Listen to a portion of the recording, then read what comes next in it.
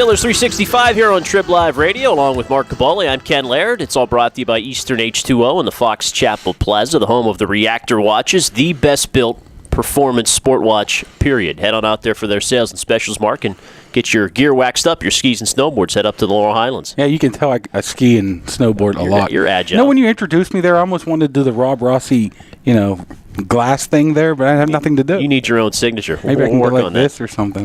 Reactor watch tab. Yeah.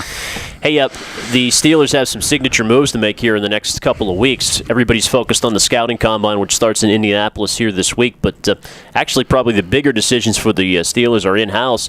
What do you make of all the chatter with James Harrison, his agent Bill Parise talking to our Alan Robinson a couple of days ago, and it sounds like there's some monetary figures that need to be figured out before determining whether he's going to stay and at what price.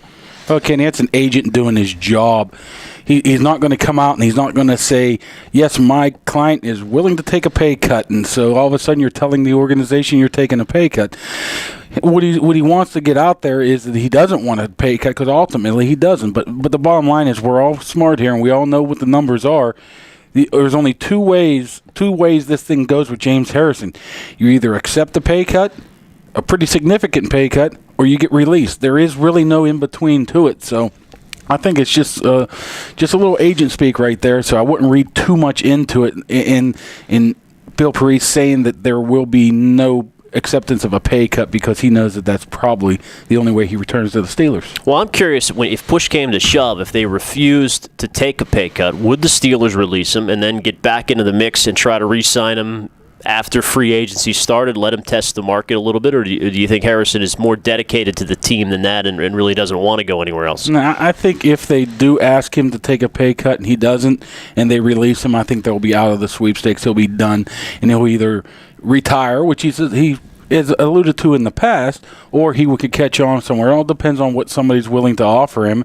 And sure, he probably has a good year or two left in him, but at what expense for the Steelers? So, I mean, does he really think he can make that much more money in Cleveland and wherever, San Diego or something like that? I don't think so. So, ultimately, I think he's going to have to take a pay cut. I'm just totally guessing here and saying $2 to $3 million a year. Even that would be hard for the Steelers to accept, but I think they'd find a way. So that's the way I think it will end up playing out. What makes it all the more complex for the team, I'm sure, in the decision process is the other side at outside linebacker and Lamar Woodley.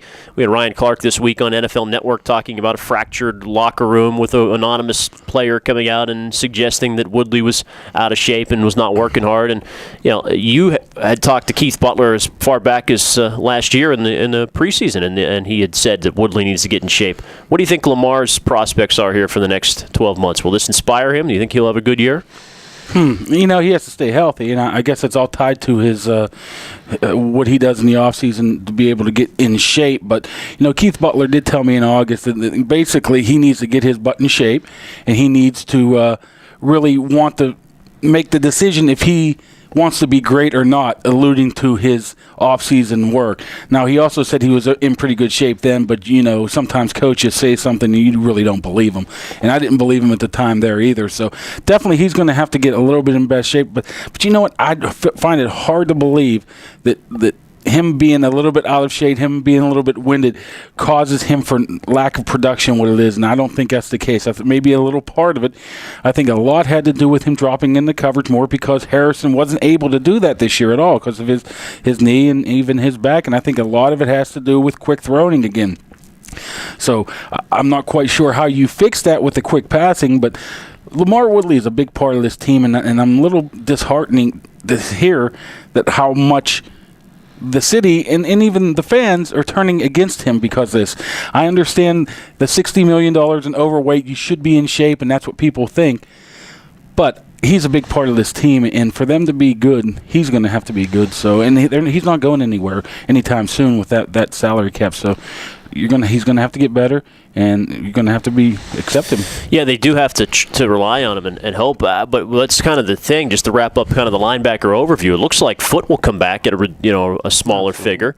So basically, they're going to trot out the same 4 starters. Not that it was a bad defense last year, but you've got a guy in Harrison who can't drop, and you've got a guy in Woodley who's not coming forward and getting to the quarterback as well. Are they an 8-8 team that's hoping against hope that this works out and kind of whistling past the graveyard here? I think every team in the league is an 8-8 team. It just depends on what you do with some of those games. It can go either way. There's not much of a difference between the Steelers this past year and the year before when they were 12-4, other than probably 4 games that they should have won and they didn't win.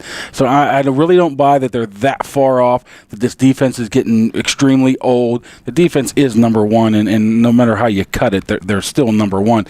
The offense could be a little bit of an issue this year if they're going to lose the people that they're expecting to lose. So I would not write this team off as totally done right now. They're an 8-8 team with a couple breaks. They can easily be 11-5, 12-4. Once again, that's just how the NFL works nowadays. It's that close. For Mark Cabali, I'm Ken Laird. More Steelers 365 coming up as we get closer to free agency and, of course, the NFL Draft.